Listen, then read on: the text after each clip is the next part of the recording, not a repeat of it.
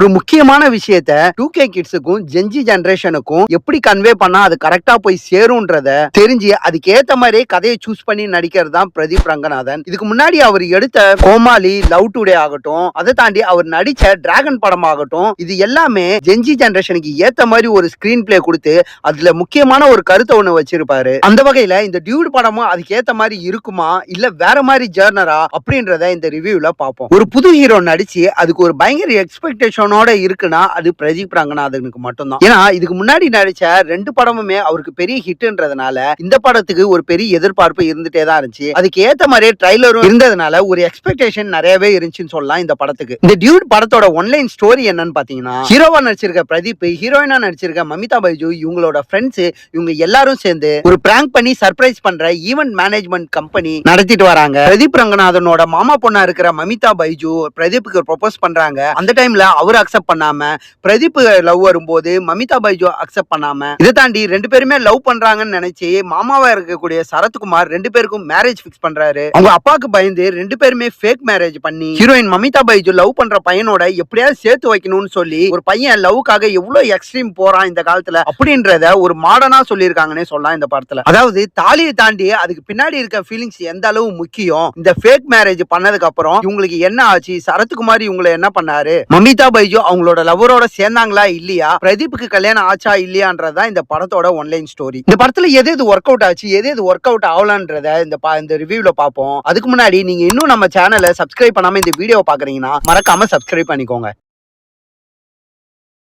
இந்த டியூட் படம் ஒரு இன்ட்ரெஸ்டிங்கான பிளாட் தான். ஏன்னா ஒரு ஓல்டு தாட்ஸ் வித் மாடர்ன் ஐடியாலஜியோட இருக்கிறது தான் இந்த டியூட் படம். கீர்த்திஸ்வரன் டைரக்ட் பண்ணி வெளிவந்திருக்க இந்த டியூட் படத்துல முக்கியமான கதாபாத்திரத்துல பிரதீப் ரங்கநாதன், மமிதா பைஜு, சரத்குமார், சித்து ஹாரூன், ரோஹிணி, டிராவிட்னு சொல்லி இந்த மாதிரி நிறைய பேர் நடிச்சிருக்காங்க. இதை தாண்டி இன்னும் சின்ன சின்ன கேரக்டர்ல ஏகப்பட்ட பேர் நடிச்சிருக்காங்க. இந்த டியூட் படத்தோட பாசிட்டிவ் என்னன்னு பாத்தீங்கன்னா, இந்த படத்தோட பக்காவான ஸ்கிரீன் பிளே தான். ஏன்னா ஒரு சப்ஜெக்டிவான ஒரு விஷயத்தை எப்படி மக்கள் கிட்ட கொண்டு போய் சேர்க்கிறாங்க, அது முக்கியமா இந்த காலத்து பசங்க கிட்ட எப்படி போய் சேர்க்கணும்ன்றத ரொம்ப தெளிவா ஸ்கிரீன் பிளே பண்ணிருக்காங்க. அதுலயும் குறிப்பா சொல்லணும்னா அது எப்படி ஹியூமராவும் ஜாலியாவும் கொண்டு போகணும்ன்றதுல ரொம்பவே மெனக்கிட்டு இருக்காங்க. பிராங்க் பண்ணி சர்ப்ரைஸ் பண்றதாகட்டும், ஒரு எக்ஸ்ல வர பழைய ஃபீலிங்கோட இல்லாம நார்மலா போய் பார்த்து சந்திச்சு பேசுறதாகட்டும், இன்ஸ்டாகிராம் ரீல்ஸ், டெண்டரு இந்த மாதிரி எல்லாம் வச்சு அதுல பொண்ணு தேடுறதாகட்டும், குறிப்பா ஓல்டு தாட்ஸ் உள்ள கலாச்சாரம், சடங்குகள் இதெல்லாம் தாண்டி 2 பேருக்கு உள்ள காதல் எந்த அளவு முக்கியம், தாலியை தாண்டி அதுக்கு ஒரு பவர்ஃபுல்லான ஃபீலிங் இருக்கு அப்படின்றத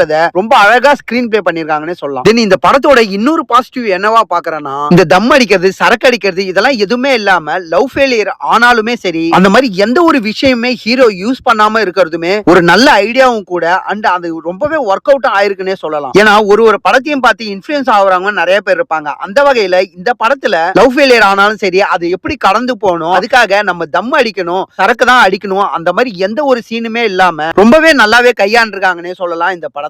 இந்த படத்துல நடிச்சிருக்கவங்களுமே மிகப்பெரிய பாசிட்டிவ் தான். ஏன்னா பிரதீப் ரங்கநாதனும் சரி, மமிதா பைஜுமே சரி, அவங்க 2 பேருக்குமே கொடுக்கப்பட்ட ரோல ரொம்ப சூப்பரா நடிச்சிருக்காங்க. அண்ட் அவங்க 2 பேருக்கும் இருக்க கெமிஸ்ட்ரி ரொம்பவே ஒர்க் அவுட் ஆகுது இந்த படத்துல. குறிப்பா ப்ரீ கிளைமேக்ஸ்க்கு முன்னாடி கார்ல இருந்து வெளியே வந்து 2 பேரும் ஒரு கான்வர்சேஷன் ஒண்ணு வச்சு அதுல கொடுக்கப்பட்ட எமோஷனல் சீன் ஆகட்டும், அதுக்கு இவங்க 2 பேரும் கொடுத்திருக்க பர்ஃபார்மன்ஸ் ஆகட்டும் எல்லாமே சூப்பராவே இருந்துச்சு. இவங்க 2 பேரை தாண்டி இன்னொருத்தவங்க பர்ஃபார்மன்ஸ் நல்லா கொடுத்திருக்காங்கன்னா அது கண்டிப்பா சரத்குமார் தான். அதாவது இந்த காலத்து பசங்களோட வைப்புக்கு ஏத்த மாதிரியே நம்மளும் இருக்கணும் அப்படின்ற மாதிரி ஒரு ஆக்டிங் ஒண்ணு கொடுத்திருக்காரு. அதுவாகட்டும், என்னதான் மாடர்னா இந்த காலத்து பசங்களுக்கு ஏத்த மாதிரி இருந்தாலும் அவரோட ஓல்டு தாட் இன்னும் மாறவே இல்லைன்ற ஒரு ஐடியாலஜி இருக்கிறதாகட்டும், கிளைமேக்ஸ்ல இது 2யும் தாண்டி அவருக்கு வர செல்ஃப் ரியலைசேஷன் ஆகட்டும், ஒரு சின்ன ஆக்டர் காலு கீழே உட்காந்து அழுகுற சீன் ஆகட்டும், குறிப்பா மேரேஜுக்கு முன்னாடி ஒரு ஜாலியான சரத்குமார அப்படியே டான்ஸ் ஆடிக்கிட்டே போற மாதிரி ஒரு சீன் ஒண்ணு வரும். அது எல்லாமே பர்ஃபார்மன்ஸ் வைஸா ரொம்பவே சூப்பராவே நடிச்சு கொடுத்திருக்காரு சரத்குமார். தென் இந்த படத்துல டைலாக்ஸுமே ரொம்பவே ரசிக்கும்படியாவே வச்சிருந்தாங்க. அதுலயும் குறிப்பா சொல்லணும்னா,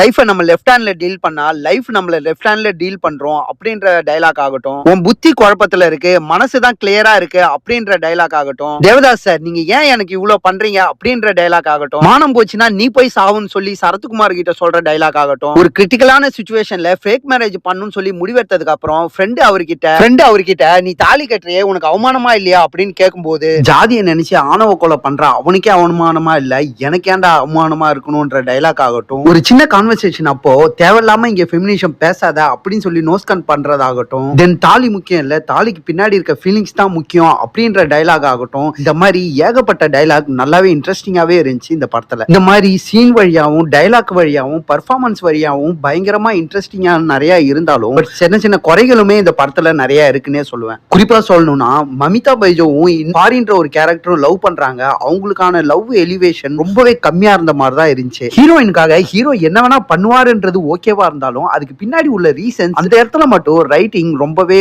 ஒரு மாதிரி லேக் ஆன மாதிரி தான் இருந்துச்சு. அதை இன்னும் கொஞ்சம் ஸ்ட்ராங்கா எழுதியிருந்தாங்கன்னா என் பிளாட்டுக்கு அது கொஞ்சம் யூஸ்ஃபுல்லாவே இருந்திருக்கும். தென் பர்ஃபார்மன்ஸ் வைஸுமே பிரதீப் ரங்கநாதன் ஒரு சில இடத்துல சொதப்பன மாதிரி தான் இருந்துச்சு. குறிப்பா சொல்லணும்னா அவங்க அம்மா கூட ரொம்பவே ஃப்ரெண்ட்லியா இருக்க மாதிரி சின்ன சின்ன காமெடி சீன்லாம் வருது, அதெல்லாம் ரொம்ப ஆர்டிபிஷியலா இருந்த மாதிரி தான் இருந்துச்சு. தென் இந்த படத்தோட கோர் ரொம்பவே டெப்தான ஒரு மேட்ரு, அதை இன்னும் கொஞ்சம் பெட்டரா காமிச்சிருந்தாங்கன்னா ரொம்பவே நல்லா இருந்திருக்கும் இந்த படம். பட் அதையும் கொஞ்சம் மிஸ் பண்ண மாதிரி தான் இருந்துச்சு. ஓவராலா இந்த படம் எப்படி இருக்குன்னு கேட்டீங்கன்னா ஒரு பெஸ்ட் ஆவரேஜான ஒரு ஃபர்ஸ்ட் ஹாஃபும் ஒரு ஆவரேஜான ஒரு செகண்ட் ஹாஃபும் இருக்கிற இந்த படம் ஒரு பக்காவான தியேட்டர் மெட்டீரியல் தான். ஜாலியா போய் பார்த்துட்டு வரலாம். சோ மிஸ் பண்ணாம தியேட்டர்ல பாருங்க. அண்ட் நீங்க இன்னும் நம்ம சேனல் சப்ஸ்கிரைப் பண்ணாம இருக்கீங்கன்னா மறக்காம சப்ஸ்கிரைப் பண்ணிக்கோங்க.